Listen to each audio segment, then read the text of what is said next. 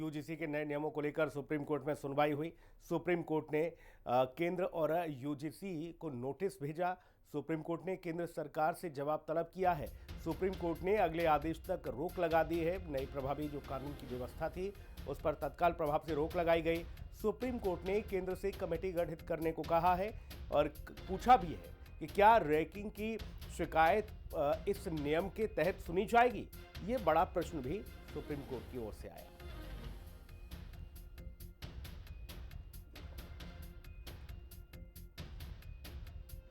बड़ी खबर आपको बता रहे हैं, जहां पर सुप्रीम कोर्ट में सुनवाई हुई। सुप्रीम कोर्ट ने नियमों पर तत्काल प्रभाव से रोक लगा दी और 19 मार्च तक के लिए इसको रोका गया।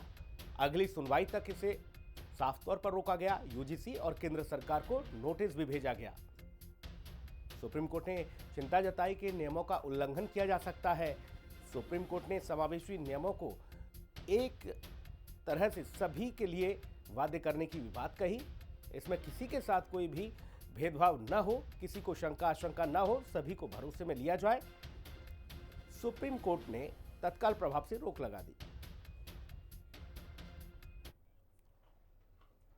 यूजीसी पर सुप्रीम कोर्ट के फैसले पर एडवोकेट विनीत जिंदल से हिंदी खबर ने खास बातचीत की। उन्होंने कहा कि माननीय सुप्रीम कोर्ट ने आज जो यूजीसी पर फैसला दिया है वो सराहनीय है और उम्मीद है कि जो नियम बनाए जाएंगे वो हित में होंगे।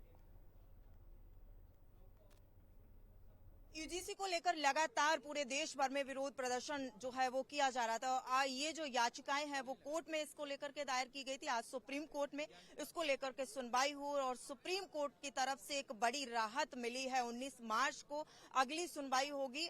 हमारे साथ विनीत जिंदल जी हैं जो कि याचिका करता है। जिस तरीके से देखा जा रहा है कि जब से यूजीसी नियम लाया गया लगातार विरोध प्रदर्शन देखने को मिल रहा है, लेकिन आज राहत जो है वो सुप्रीम कोर्ट की तरफ से जरूर मिल रही है। बिल्कुल एक बड़ी राहत है।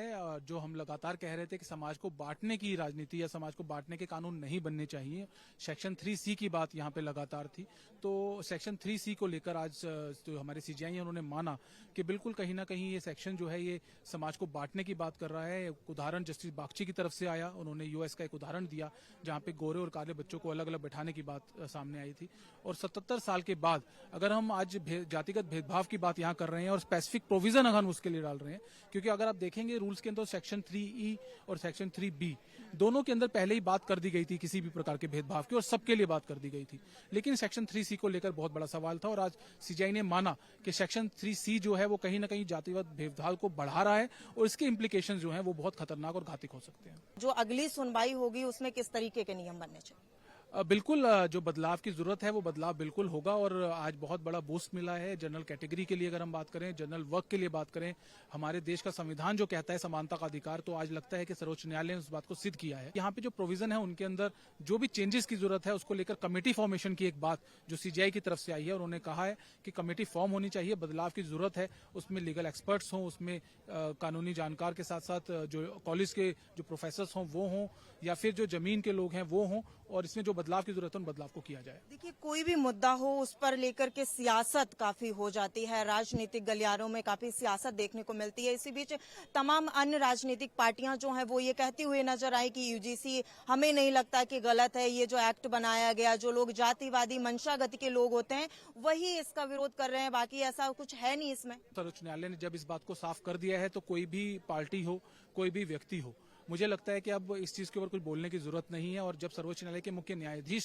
स्वयं इस बात को मान रहे हैं, जो कि हमारा आर्गुमेंट भी था कि सेक्शन 3C जो है वो कहीं ना कहीं जनरल कास्ट को टारगेट कर रहा है, भेदभाव जो है वो सिर्फ जनरल कास्ट के साथ यहाँ दिखाया जा रहा है और जो गलत है। और सर्वोच्च न्यायालय ने सीजीआई ने जब इस बात को माना तो इससे आगे मेरे को लगता है राजनीति वालों का राजनीति जाने, लेकिन जो कानूनी रूप की अगर हम बात करें तो बिल्कुल वो बात से। तो देखिए, ये हमारे साथ थे एडवोकेट विनीत जिंदल जिन्होंने याचिका लगाई थी और आज उस पर सुनवाई जो है वो हुई है। हालांकि यूजीसी विरोध कर्मियों को एक राहत जरूर मिली है और अगली सुनवाई जो है वो 19 मार्च को होगी।